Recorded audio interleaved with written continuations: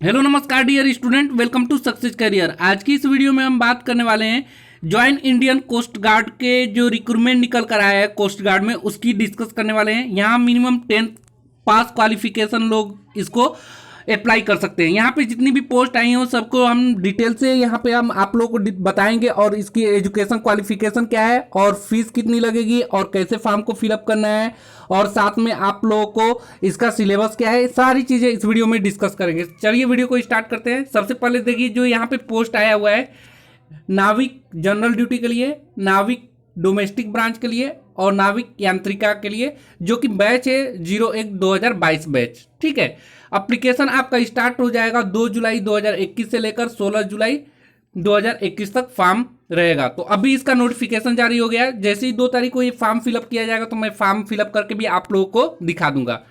तब तक चैनल को सब्सक्राइब करके रखें, यदि चैनल को सब्सक्राइब नहीं किया है तो आने वाली वीडियो की सभी नोटिफिकेशन आप तक पहुंचती रहे। सबसे पहले यहाँ देखिए एजुकेशन क्वालिफिकेशन क्या होना चाहिए। देखिए एजुकेशन क्वालिफिकेशन चाहे नाविक जनरल ड्यूटी के लिए हो या डोमेस्टिक ब्रांच के लिए हो या यांत्रिका के लिए हो, यदि आप नाविक जनरल ड्यूटी के लिए फॉर्म फिलअप करना चाहते हैं तो आपका एजुकेशन क्वालिफिकेशन 10+2 पास होना जरूरी है। यदि आप नाविक डोमेस्टिक ब्रांच के लिए भरना चाह रहे हैं, डोमेस्टिक ब्रांच के लिए एलिजिबिलिटी आपका 10th पास होना चाहिए, और यांत्रिका के लिए क्लास 10th पास के साथ साथ आपका diploma electrical, mechanical, electronics, telecommunication में किसी एक में आपका पास आउट होना चाहिए यांत्रिका के लिए, तो आप एलिजिबल हैं।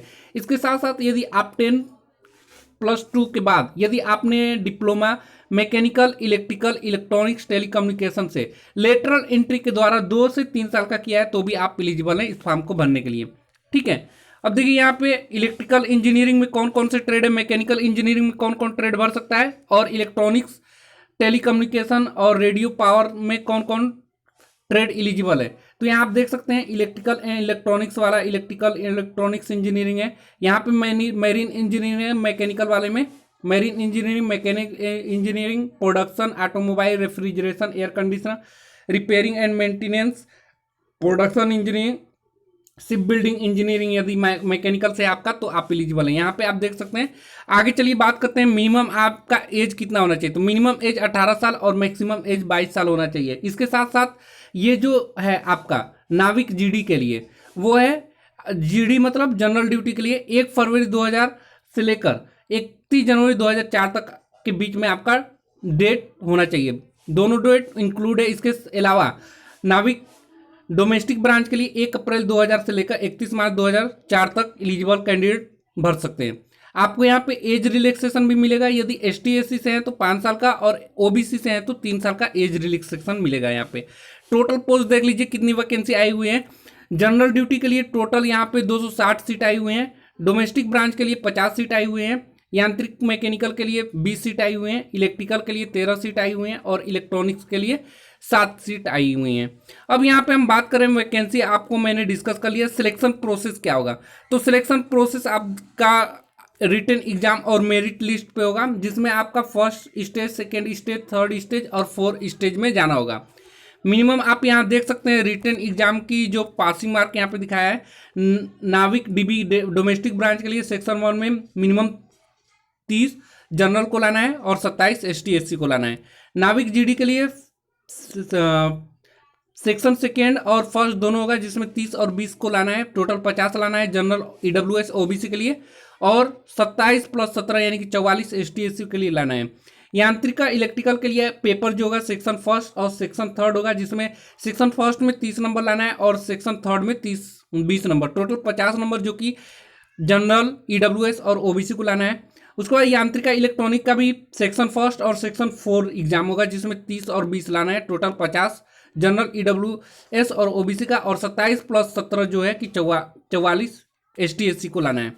यांत्रिका मैकेनिकल के लिए पेपर यहाँ पे फर्स्ट और 4th होगा या 5th होगा, जो कि यहाँ पे लाना है इनको 30 + 20 जो कि 50 जनरल को लाना है। अब यहाँ पे देख सकते हैं आप सेक्शन फर्स्ट में आपका क्या पूछेगा।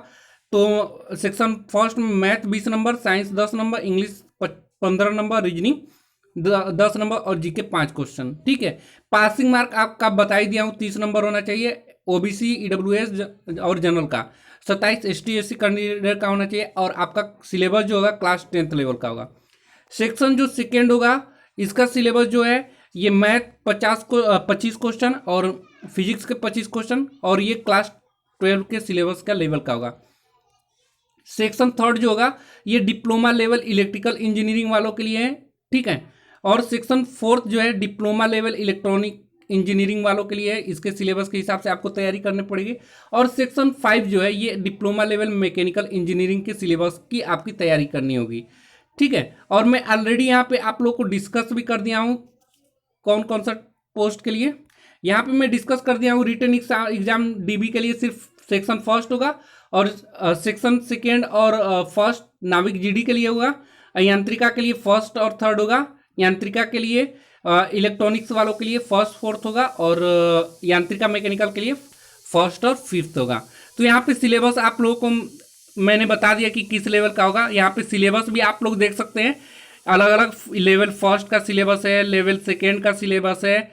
उसके साथ में आपका फिजिकल फिटनेस टेस्ट भी होगा जिसमें आपको 1600 रनिंग करना होगा 7 मिनट में। उसके साथ 20 स्क्वाट अप्स मारना है यानी कि उठक बैठक करना है स्क्वाट अप्स। उसके बाद 10 पुशअप लगाना है, ठीक है।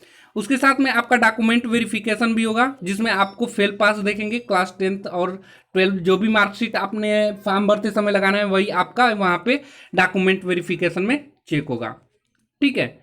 आगे बात करेंगे कि आपको फॉर्म को अप्लाई कैसे करना है। तो फॉर्म को अप्लाई करने के लिए आपको join Indian coast guard .cdac.in पर जाना होगा और ये फॉर्म आपको अवेलेबल हो जाएगा 2 जुलाई 2021 से लेकर 16 जुलाई 2021 तक रहेगा, जिसमें आपको फॉर्म को फिलअप कर लेना है। किसी भी तरह की दिक्कत होने पर आप कोस्ट गार्ड की ईमेल आईडी ये नोट कर लीजिए, इसमें ईमेल कर सकते हैं या टेलीफोन नंबर से भी कांटेक्ट कर सकते हैं।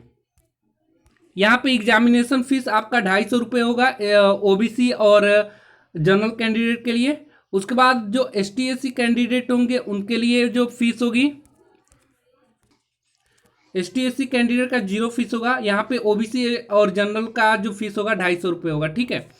और आगे की बात करें जो एग्जामिनेशन सिटी का, तो आपका एग्जामिनेशन सिटी आपकी जो एड्रेस डाले रहेंगे फॉर्म में उसे मिनिमम 30 किलोमीटर दूर होना चाहिए। यदि 30 किलोमीटर दूर पर कोई आपका सेंटर नहीं बन पा रहा है तो कोई भी पास का जो सेंटर बन रहा है वो आप ले सकते हैं। ये ध्यान रखिएगा कि ये जो एग्जामिनेशन सिटी होगा सिर्फ स्टेज फर्स्ट और सेकेंड के लिए होगा, बाकी जो होगा वो इंडियन कोस्ट गार्ड जो है वो आपको डिसाइड करेगा, ठीक है। अब बात करें देखिए आपका एग्जाम डेट का, तो जो नाविक जीडी का एग्जाम डेट है ये स्टेज फर्स्ट और स्टेज सेकेंड आपका स्टेज फर्स्ट सितंबर में हो जाएगा सभी का, ठीक है। नाविक जीडी हो, डीबी हो या यांत्रिक हो, ये सितंबर में हो जाएगा और स्टेज सेकेंड अक्टूबर में हो जाएगा और जो स्टेज थर्ड और फोर्थ है ये फरवरी, अप्रैल और फरवरी में हो जाएगा, ठीक है। स्टेज फर्स्ट की जो रिजल्ट है वो 30 दिन बाद आपका डिक्लेयर कर दिया जाएगा, जिस दिन आपका एग्जाम होगा उस दिन के बाद। तो ये चीज़ें ध्यान रखना है आप लोगों को। अब मेडिकल स्टैंडर्ड की बात करें तो यहाँ पे आपका देखिए मिनिमम जो हाइट होना चाहिए 157 सेंटीमीटर होना चाहिए और 5 सेंटीमीटर बिलो 157 सेंटीमीटर कैंडिडेट है डोमिसाइल असम, नागालैंड, मिजोरम, मेघालय, अरुणाचल प्रदेश, मणिपुर, त्रिपुरा, इनको 5 सेंटीमीटर की छूट दी जाएगी, ठीक है। और एक खास बात यहाँ पे चेस्ट जो होना चाहिए it should be well proportion, minimum expansion आपका 5 सेंटीमीटर होना चाहिए। वेट जो होना चाहिए आपका ±10 एज के हिसाब से होना चाहिए वो भी। हियरिंग आपका नॉर्मल होना चाहिए। यहाँ पे आपका पे स्केल रहेगा जनरल ड्यूटी वालों के लिए 21,700 रुपये लेवल 3 जो होगा, डोमेस्टिक ब्रांच के लिए 21,700 रुपये होगा और यांत्रिका के लिए 29,200 रुपये होगा। इसके साथ आपका जो यहाँ पे अदर अलाउंस वगैरह मिलेंगे जैसे कि डियरनेस अलाउंस वो 6200 रुपये यांत्रिका को अलग से प्रोवाइड किया जाएगा। प्रोमोशनल एंड परक्विसाइड जो की बात करें तो आपका प्रधान अधिकारी या प्रधान सहायक इंजीनियर जो होंगे उनकी विथ सैलरी 47,600 रुपये होगा, जो कि आंतरिक पे 6200 रुपये अलग से होगा। अदर बेनिफिट भी आपको यहाँ पे मिलेगा जो कि फ्री राशन और उसके बाद आपका क्लॉथिंग पर एग्जिस्ट रूल्स, यानी कि आपका क्लॉथ वगैरह दुला देगा, राशन वगैरह देगा। उसके बाद 45 डेज अर्न लीव, यानी कि 45 डेज कोई लीव आपको मिलेगा, 8 डेज कैजुअल लीव मिलेगा। तो यहाँ पे अदर अलाउंस भी आपको अच्छा खासा मिल जाता है। साथ में आपको इंश्योरेंस कवर भी यहाँ पे 50 लाख का मिलेगा, ठीक है। इस फॉर्म की लास्ट डेट है 16 जुलाई 2021। ये 2 जुलाई से स्टार्ट होगा, ठीक है। जैसे ही ये फॉर्म स्टार्ट हो जाएगा मैं फॉर्म को फिलअप करके आप लोगों को बता दूंगा, नोटिफिकेशन के माध्यम से आपको चला जाएगा।